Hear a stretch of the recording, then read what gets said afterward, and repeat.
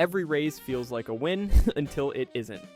Lifestyle inflation is the sneakiest way people go broke because it dresses up as success. You get promoted, your paycheck triples, but your bank account stays painfully thin. How? Because every raise instantly turns into a new monthly bill. The fancy apartment lease, the leased car, the upgraded lifestyle, they all pile up faster than the thrill from your raise fades. Hedonic adaptation kicks in so fast that what once felt like a luxury quickly becomes your baseline.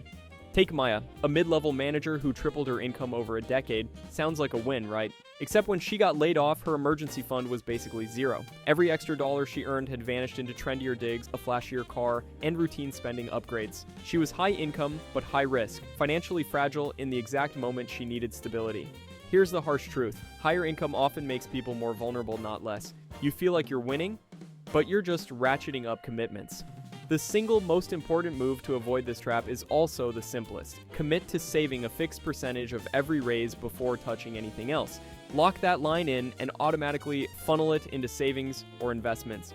That small but brutal discipline flips the entire game and stops lifestyle inflation from turning success into paycheck-to-paycheck survival. If you think losing to lifestyle inflation sucks, wait until we dive into the monster that's fueled by borrowing beyond your means, the consumer debt spiral. Consumer debt spiral. Credit cards are not designed to help you pay things off. They're designed to keep you paying. And the scariest part is how normal the whole process feels while it's happening to you. Here's how it works. You spend a little more than you earn 1 month. The balance sits there, and the minimum payment is so small it feels like you're handling it. You're not. At 22% interest, a $3,000 balance paid at minimums takes over 10 years to clear, and you'll pay more than double the original amount for stuff you probably can't even remember buying. But here's where the system really gets you. You're offered a second card. Balance transfer, 0% intro rate, higher limit. The old card shows 0, except now you've got 2 open lines. And that empty first card whispers emergencies only, which quickly becomes I'll pay it back next month, which quickly becomes another maxed card. Let's call him Daniel. Office worker, decent salary, not reckless. He carries 1 balance, then 2, then a consolidation loan. Now he's got a loan and 2 cards he swore he'd cut up but didn't. Then he loses his job for 8 weeks and the entire structure collapses overnight. A situation that started with 1 month of overspending by $200. The decision point is brutally simple. The moment you tell yourself carrying a balance is fine, everyone does it, you've crossed the line. That's the threshold. Not the third card, not the consolidation loan. The first time you shrugged at a statement and thought, I'll deal with it later, but at least Daniel's situation only destroyed his own finances. Wait until you hear what happens when people take that same borrowed money confidence and pour it into a business idea. Bad business decisions. Here's something nobody wants to hear. Being really good at making coffee does not mean you're good at running a coffee shop. Being passionate about fashion doesn't mean you understand inventory management.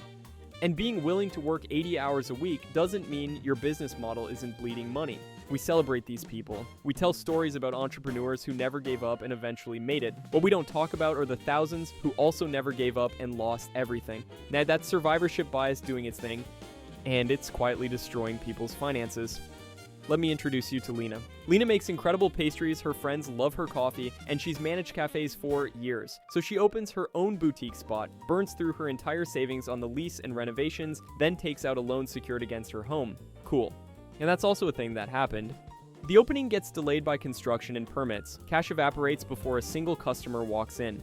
When she finally opens, a chain coffee shop appears down the street. Revenue dips. Her accountant gently suggests the numbers don't work.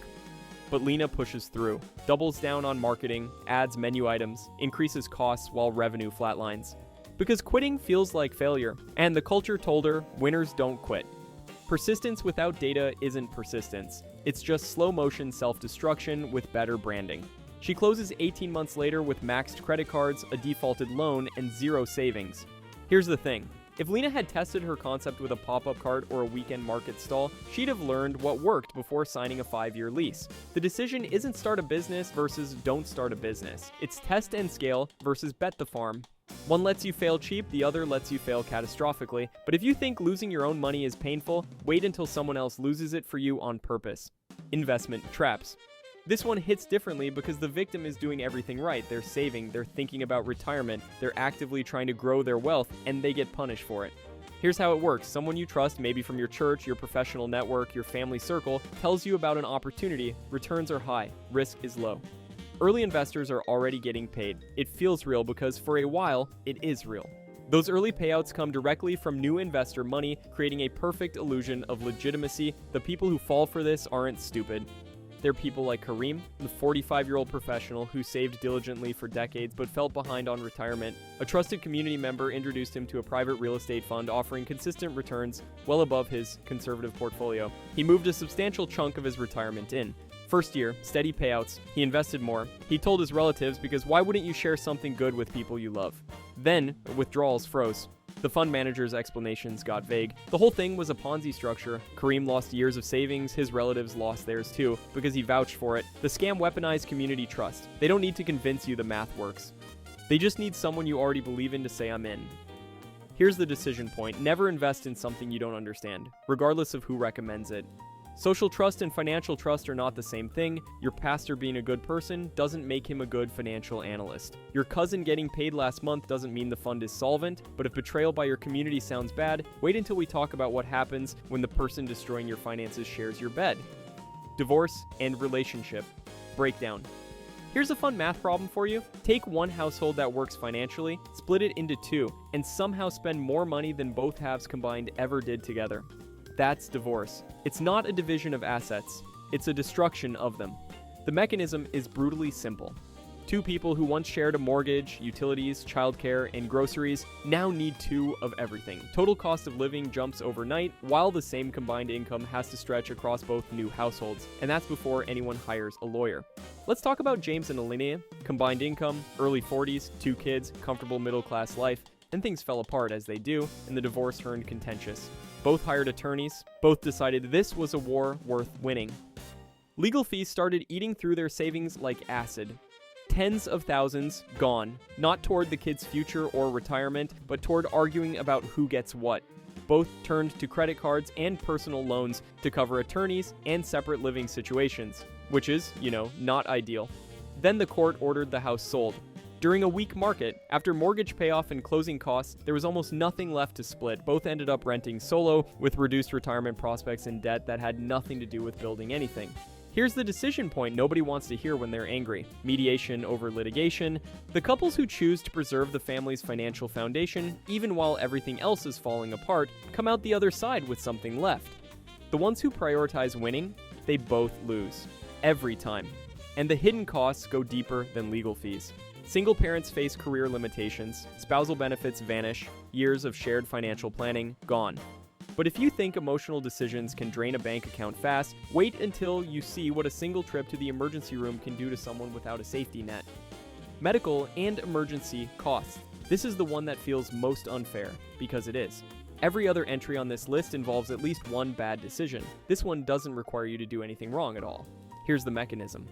A health crisis hits, and it triggers massive unavoidable expenses at the exact moment your income drops because you physically cannot work. It's a financial pincer move. Even people who did everything right, who saved, who budgeted, who live below their means, can get overwhelmed by this. The system is not built to catch you. Meet Aisha. She's a freelance graphic designer in her late 30s. She chose a minimal insurance plan to keep premiums low, which felt like the smart move for a healthy person with no dependents. Then she got a serious diagnosis. Surgery, hospitalization, ongoing treatment. Her insurance covered a fraction. Her savings, which she'd been proud of, were gone in weeks. Not months, weeks. And here's where it gets complicated. She applied for financial assistance programs, but the bureaucracy moved slower than her bills. Out-of-pocket maximums, insurance gaps, claim denials, appeals that take months while interest accrues. So she funded her treatment the only way she could, credit cards and personal loans. A year later, she returned to work buried in debt with a credit score that looked like she'd been financially reckless, when in reality, she'd just gotten sick. The decision point here isn't glamorous, but it's critical. Build a true safety net, not a savings account you dip into for vacations, a separate protected emergency fund sized for actual emergencies. And choose insurance coverage based on what happens if everything goes wrong, not based on keeping your monthly premium as low as possible. Paying for coverage you never use isn't wasted money, it's the cost of not becoming Aisha. But if you think an unavoidable health crisis is devastating, wait until we talk about people who destroy their own finances voluntarily, one bet at a time. Gambling and addiction. The gambling industry is not designed for you to win, it's designed for you to think you almost won, which is worse. Here's the thing about gambling addiction. With lifestyle inflation or bad investments, you can point to ignorance or poor planning. With gambling, the system is mathematically engineered to take your money and psychologically engineered to make you enjoy losing it, near-miss outcomes, intermittent rewards, chips instead of cash. Every element creates distance between you and the reality of what's happening to your bank account. But the real horror isn't the casino or the app. It's watching a rational person slowly stop being rational. Meet Miguel. 32. Teacher. Starts with small sports bets, the kind you'd make with friends. Harmless. Then he wins a few, and those early wins feel like skill. They feel like evidence he's good at this. He's not. Nobody is. The house edge doesn't care how much you know about football. Losses start outpacing wins, but Miguel's brain has already been rewired. He doesn't see losses as the inevitable result of a rigged game. He sees them as temporary setbacks, so bets get bigger, credit cards come out. He tells himself one big win clears the balances, which is, not ideal. Cards max out. He takes a personal loan, tells his partner it's for debt consolidation, uses it to keep betting. He's gambling with money that doesn't exist yet, borrowed against a future where he wins. That future never arrives. His partner finds the statements, trust evaporates, work craters. The thing that added excitement to Sunday football has systematically dismantled his entire life. Here's the decision point. As long as losses come from genuinely discretionary money, the damage is bounded. The moment you borrow to gamble, every guardrail disappears. Your potential ruin is no longer limited to your checking account. It's limited only by how much someone will lend you, never financing gambling with debt. That's the line. Cross it, and the math becomes unsurvivable. But if gambling can destroy finances in months, the next one does it so slowly you don't even notice until it's too late. Simply never building anything. This one doesn't have a villain. There's no scam artist, no casino, no medical bill. There's just nothing. Decades of nothing. Sarah is an admin assistant. She's 48, never missed a rent payment, never carried credit card debt, never bought something she couldn't afford. By every visible metric, she's been responsible, and she has absolutely nothing to show for it. No retirement account, no property, no investments, not even a neglected index fund from 2009 that accidentally made her rich, just a checking account and a paid-off car. Here's the thing, Sarah didn't avoid building wealth because she was bad with money. She avoided it because it always felt like something she'd get to later. The workplace retirement plan had a confusing enrollment form, so she figured she'd sign up next quarter. A financial advisor seemed like something for people with actual money. Homeownership felt risky, and every single year later made perfect sense because she was fine. Bills paid, life was stable, but stable and safe are not the same thing. She's realizing that now, at 48, with maybe 17 working years left and zero compound growth behind her. The math that would have turned $200 a month into something meaningful at 25 does not work the same way at 48. The engine needed time, and time is the one resource she can't get back. This is the scariest one on the list because there's no moment where it goes wrong. No single bad day.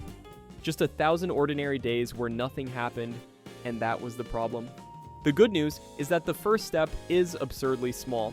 Enroll in the plan, open the account, set up the automatic transfer, $50, whatever. The dollar amount almost doesn't matter because what actually changes is the identity. You stop being someone who spends everything and start being someone who builds something. Starting late is infinitely better than never starting at all. If you enjoyed this video and want to see more, click the video on the screen now.